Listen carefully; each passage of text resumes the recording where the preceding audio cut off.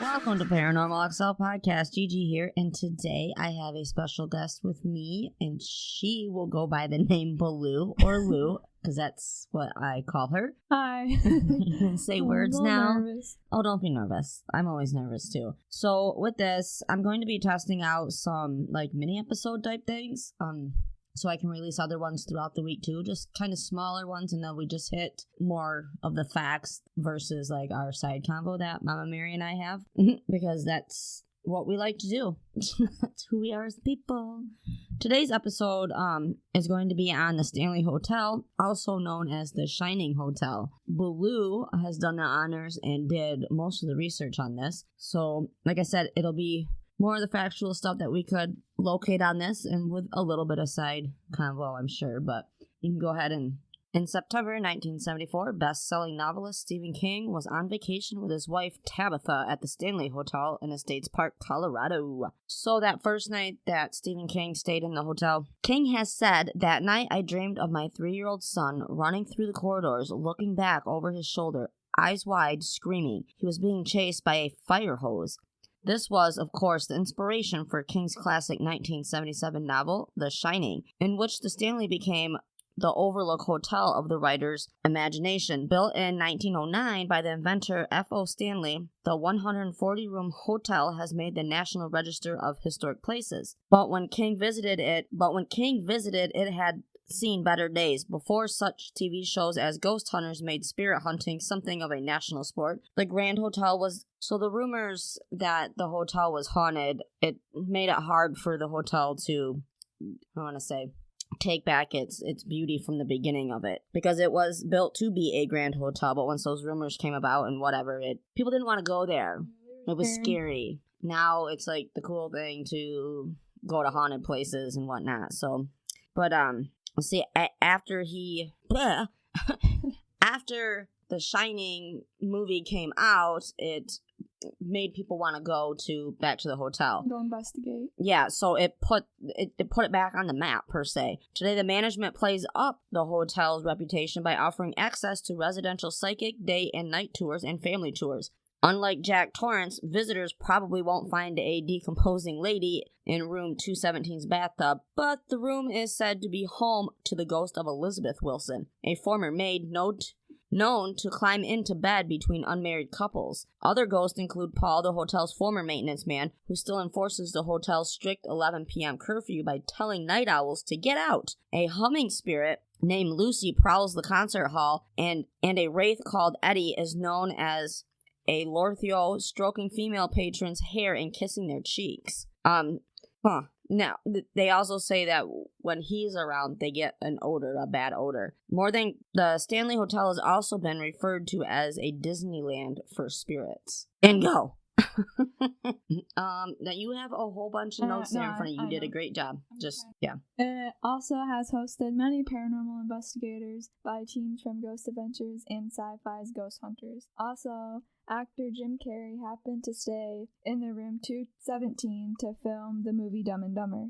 Great movie. Yeah. He reportedly got so spooked that he ran out of the room half naked in the middle of the night. Even some of the movie crew has gotten spooked as well. No, hold on. Let's just talk about that for a minute. Okay, first of all, he's like a hilarious actor. And then for him to be like react like that. Out, yeah, I would be like, wait a minute. Yeah, and he's like all serious instead of, being all Jim Carrey-like. Yeah, that's a pretty, I think, cool side note of the place for sure. And I know you have other ones. Wasn't there a pet cemetery there or attached to there? Let's talk about that. It says, long before Stephen King's novel, there stood an actual cemetery for pets. 2 specifically, a golden retriever named Cassie and a fluffy white cat named Jay? Yeah. Both have been seen and heard around the property. That's cool. Now, I would like to know if they were... I believe it was the owners. That's what I was just going to ask. Yeah. Built the... Mr. Stanley? Yeah. Him and his wife. Oh, and there's the hedge maze. Now, is the hedge maze still there? See, I had some of that Bible juice. So the open area in front of the hotel was actually a long driveway used for Stanley steamers and a promenade for guests to enjoy the views. In 2015, it was replaced with a hedge maze that was in the movie The Shining. People tend to have trouble breathing and get very panicky while in the maze, but so far there have been no ghosts reported in the specific spot. Really? In the hedge maze? Mm-hmm. That'd be cool. You know what would be cool to see in that maze is the worm. We were talking about that earlier from the labyrinth. Because that's what I think about is the labyrinth when I think of hedge maze. Why is that so hard to say? That's hedge maze. So let's talk. Well, okay, we started out talking about Stephen King. Yeah. Or that's what I started out with anyway, because that's where we typically go when you talk about the Stanley Hotel. Yeah. So why don't you go through your notes of what you have on Stephen King and his doing with the hotel? It says, in the 1970s, the hotel started going, really downhill. Parts of the hotel started to fall apart, heat and AC were taking a lot of business. The Stanley Hotel was doomed to get the wrecking ball until 1974, when an up-and-coming horror author checked in, which he pretty much saved it. Stephen King. Dun, dun, dun. Which, that's really, really neat, and I'm glad that the hotel is still around because of the history that goes with it. I don't know if I don't know. I think a lot of the movie had to do with people saying it's haunted because, we always say that. It says there is a creepy tunnel and massive quartz rock under the hotel, which the quartz is supposedly a conduct for negative energy, which is what making it all creepy. Yes, and everything. but also with that, you can bring in science because of the fact of rocks are crystals. Baloo and I both have our shared crystals. Mama Mary as well. We have Tiger Eye right in front of us. Now, they do things just for back of letter terms. But what? Lack of better terms. My words are blah, blah, blah. It's that Bible juice, I'm telling you. AKA wine.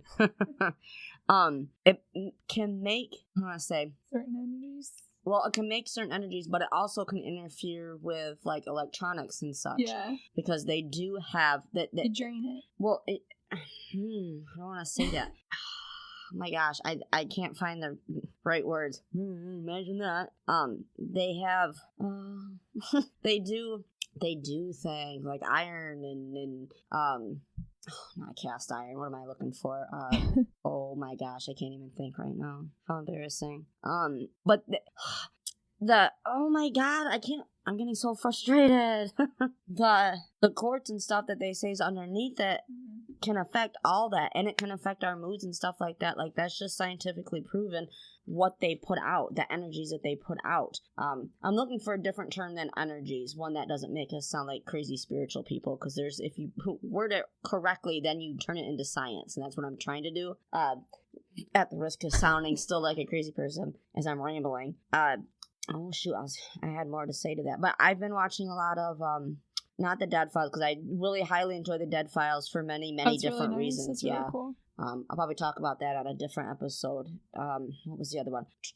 My Haunted House. That's a good one. Yep. Now, a lot of that, I think, and they even said it in one of the episodes that it was, oh my gosh, it had the radon in it. So that makes people go crazy now. Yeah. The gas that you can't smell, lead paint. It causes all sorts of weird things. And a lot of those houses I don't necessarily think that most of those stories were actual paranormal stories. I don't think a lot of them were ghosts or spirits. It can make you see things. Yeah. Hallucinate. Yes, thank you. Well, that's one of the words I couldn't think of. But that does happen. Let's just be realistic. Even as investigators, that's something you have to keep in mind. As much as we want it to be real, and say that I see this, this is where I do contradict myself, because I've seen things that other people haven't seen, and vice versa. And by saying that, is it real? I don't know, but I know what I saw, but I don't know the reasoning why I saw it. Sorry, that was a tangent, a weird tangent. But there also is a vortex, which it's the main staircase in the lobby, and it's said to be the portal for the ghosts. And it says, guests even reported very cold spots and even feeling dizzy on the stairs, even as if something walked right through them. Orbs have been caught on camera, as well as distortions. Mr. and Mrs. Stanley also have been spotted hand in hand as ghosts watching over the staircase. Sorry, I was just reading something. That long silent pause that we'll be digging out. So the vortex. Okay, so let's talk about that. The portal. When I hear the word portal, I think of all the crazy movies with portals. Or not like even mirrors just or something. Well, right, but not even just sci-fi movie portals or scary Aliens movie or portals. something. It's everything. A lot of it comes down to science with the portals, like time portals. Mm-hmm. That take you back. There's just so many. I don't know. I was watching Ghost Adventures the other day, and it was like one of the first episodes, and Zach goes something about portals because someone was like time traveling, and Zach's like, you are time traveling, you're seeing and hearing ghosts from many years ago or whatever. A lot of that's going to be just, and I've learned this from watching The Dead Files. Oh yeah, The Dead Files. With Amy, right? I believe Amy Allen. I believe. Oh no. But there's The Dead Files. Yeah. Where, oh my god, what were we just... Okay, so from watching Dead Files and stuff, I've heard her talk back about, like, when she touches something or she sees something, a lot of times it's getting replayed, but it's the energy that's left behind, or the residual energy that hasn't crossed over. And I do believe that wouldn't necessarily be a portal. They didn't have to come through with that. I don't know. There's just so many different aspects and looks when you talk to different people, how they're looking at it. No one really knows. Well, no, and that's what makes it so paranormal. But it's where they're stuck, but it's the energy that's stuck. That isn't so much the spirit. It's different. Yeah. There's a spirit, and then there's the energy left behind. So, like, when Mama Mary and I did possessed versus, oppressed versus possessed, where possessed is a spirit that gets into an object, and oppressed is the energy that has been left behind. There's not necessarily a spirit in it, but it's the energy left behind. So there's a difference there. And I think energy of that person, then there's the actual person who never necessarily crossed. Right. And I think that's where a lot of us, we need to step back and look at these different types of haunting. Yeah. In that aspect. We're like, this is haunted. Well, not necessarily haunted because it's not the full spirit there. Right. It's the energy left behind. They may have crossed, but we all leave our little bit of energy everywhere, yeah, as we're walking around, because that's what we are, so we leave it behind. The objects we even own. Yes, absolutely. I forgot where that stemmed from because that's how it goes. So let's talk about the concert hall.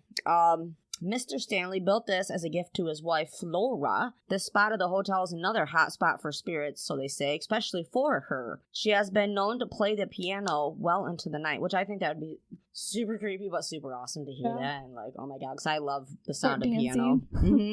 There also happens to be another ghost that is fond of this room. His name is Paul. He used to enforce curfew to the guests back in the early days, but now, as a ghost, he tells the guests to get out. Well, that escalated quickly. And he also likes to pick on the tour guests by flickering their flashlights. Yeah. Turns them on and off and stuff. See, that is something that we do as ghost hunters or investigators, as we ask them to manipulate lights or whatever. So that's kind of cool. So on the 4th floor, guests that stay on this floor stated that they hear kids running around, laughing and playing. Sometimes the closet doors tend to open and close on their own. More than a century ago, the whole 4th floor was used as an attic.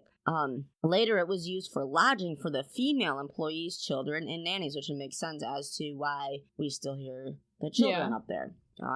Room 428 has been known to have a cowboy guest that goes by the name Jim Nugent, also known as Rocky Mountain. He has been known to give the ladies the most attention by giving them a kiss. How sweet. I never really thought about when, like, people leave their energy behind and they say it's a ghost, but I never thought about it that it's their actual energy, and that's what you hear. I never thought about it like that. Yeah, I think most of the time that is, like, when you hear the disembodied voices versus seeing, like, a full-on apparition. And actually seeing them like, talking. the apparition, I believe, is them, and they mean business, and they're here. They have not crossed over, I do believe, when you stuck. They're doing the other little stuff, But then there's also, like, a poltergeist. We create those. Yeah. That's our energy, and that got manipulated and stuff. Like, that's something that we put off, and that's why they follow you. Yeah. They never follow leave. that same person. You can get rid of them, but there's ways to do that. Yeah.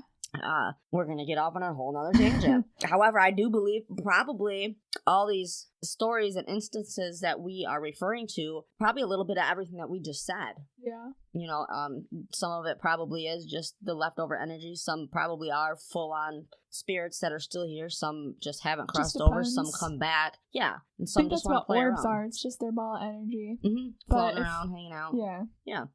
The ice house. Before indoor refrigerators, the hotel had an outdoor building full of ice. There has been a shy young boy named Billy to be a well-known ghost in that room. He even shows up in some of the pictures as a blurry figure, which that's kind of cool. You got something? Yeah. Yeah. About Stephen King, when he was visiting, he was also suffering from writer's block and alcoholism, much like the character in his book, Jack. Yep. Which is kind of weird, because he kind of put himself in the story. Yeah, that's what he did, and that's what I think made it such a successful story, and why it's a classic. Like, it's just a downright classic. I never even knew he stayed there or anything. So that was kind of neat. Yeah, to know that story, because you probably seen that when you were much younger. Yeah. And not realizing that was based on him, pretty much, or his dreams and everything. Yeah, based on him, and that's what gave him the inspiration. Yeah. He went there, and then he was like, oh, why don't I just write about this in here? And I had the dream about blah, blah, blah. It all kind of fell into place for him, which it did awesome things for the hotel, and it did awesome things for him, and he just kept making good movies like that for us to watch, for entertainment-wise, but he saved that hotel. So maybe the reason that he had those dreams, when you think about it from a spiritual aspect, he was meant to have them, maybe. Yes, and to so help he can get the hotel so it didn't get torn down. Maybe the spirits and energy that was left was like, no, we don't want to go anywhere. We do want to stay here. Because they don't seem like bad energies there. No. Not like they in don't the want to movie hurt that you. show They just kind of want to red rum. Yeah, it doesn't. Yeah, I think that's why people are scared they put to go the spitting there. on it. Yeah, but I don't think that they're necessarily want to hurt you type of ghost. We haven't heard any bad stories on it. I'm gonna take your notes here. I'm gonna take these 4 times. I just set it down there. So, well, here was a fun one. In 1911, during a big storm, one of the housekeepers, Mrs. Wilson, happened to be lighting some lanterns in room 217. Yeah, that was the one on I believe it was the 4th floor that you were talking about when you did the intro. When there was an explosion, she was blasted through the floor into the McGregor dining room below. Believe it or not, she actually survived this with only broken ankles. She still takes care of the room as a ghost by moving objects and spooking guests. And that's crazy because no one died there. That's what I also found out. And so I was like, why are there all these ghosts? Right, why are they stuck there? Or the land or whatever. Right, so maybe, it could be the land because there was the cowboy in the Rocky Mountain. Well, yeah, with the electricity, with the mountain village, he did a thing in the mountains, the hydroelectric plant up in the mountains. See, but that also can make a lot of weird things happen that you think would be paranormal, and it's not. Yeah. It's science. Right. There isn't the paranormal stuff in there. Like, there would be an explanation. It's the weird wiring, when we do get a streak of lightning and it surges through just that place because that's wired up through that. I believe there's energies there, but there's no ghosts. But maybe the owners, because there have been pictures of them and everything. But right, I can see the owners being there just because they built that. Yeah, that's why wouldn't you, if you are stuck on this realm or if you are going to come back to this realm, why wouldn't you want to visit a place that you love someone that you built yourself? You put your energy into it to begin with. Yeah, there's so many different ways to look at it, and not even just from the Stanley Hotel aspect, from any of these places that we've ever talked about or been to.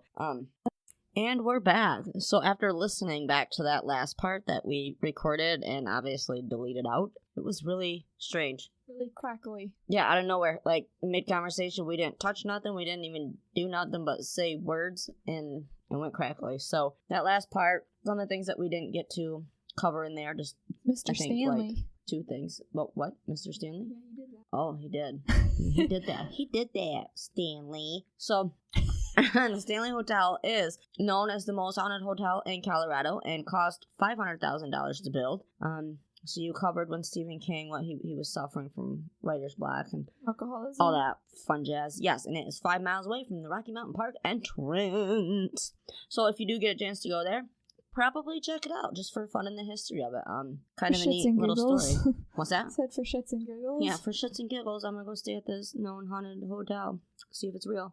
So with that, I'm trying to remember what we covered and didn't cover at that last part. But okay, so we have 2 more events this year lined up. Next year, hopefully, the Salem Con will be going on. We've been waiting 2 years to get back to that. We're lined up to go 2 years in a row now, and it keeps getting pushed back, so it's kind of a bummer. So hopefully next year on that one. But for this year, we got Festival of Oddities in Charlotte, Michigan, September 4th, and Witches Weekend in Houghton Lake, Michigan on the 22nd, 23rd, and 24th. We will be there as paranormalxl podcast. It will be myself and Mama Mary. And I want to thank all of you for listening. Remember, emails are always welcome. paranormalxl@writeme.com. Stay kind, stay humble, and remember, don't yuck someone else's yum. Ever.